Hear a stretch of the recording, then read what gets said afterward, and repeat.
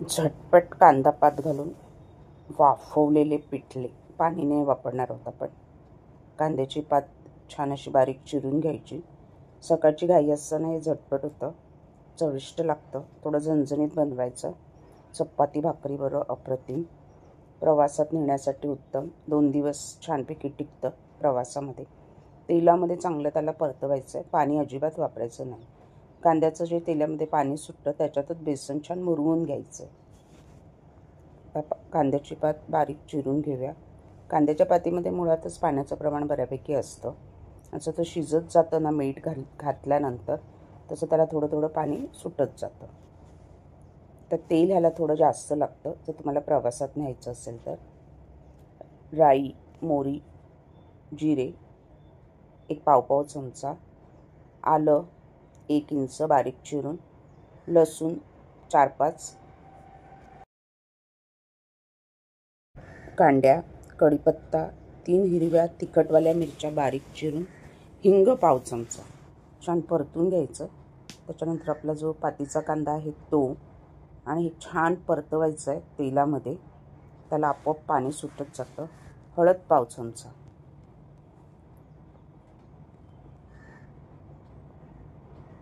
आणि छान एक वाफ आली, त्याला थोडं पाणी सुटलं की मग बेसन घालून बेसन त्यात छान मुरवून घ्यायचं आहे.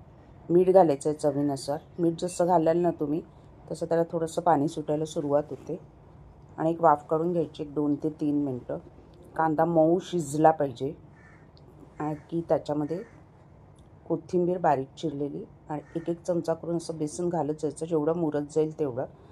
तुम्हाला किती कोरडं हवं त्याप्रमाणे तुम्ही बेसन त्याच्यामध्ये घालत जा.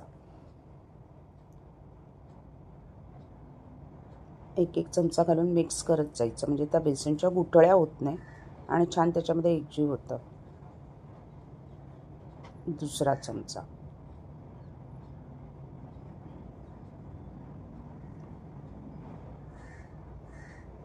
तिसरा चमचा. आता हे तुम्ही 4-5 चमचे पण घालू शकता. आणि छान परत झाकण ठेवून वाफ द्यायची आहे. बेसन चांगलं शिजलं पाहिजे त्याच्यात. मग हे किती कोरडं हवं त्याप्रमाणे तुम्ही करू शकता. 4 चमचा. आणि बघा मस्त कोरडं पण झालं आहे. पाणी अजिबात वापरलं नाही आहे. म्हणजे त्या कांद्यामध्ये किती पाणी होतं बघा. 4 चमचे बेसन बरोबर त्याच्यामध्ये मुरलं आहे.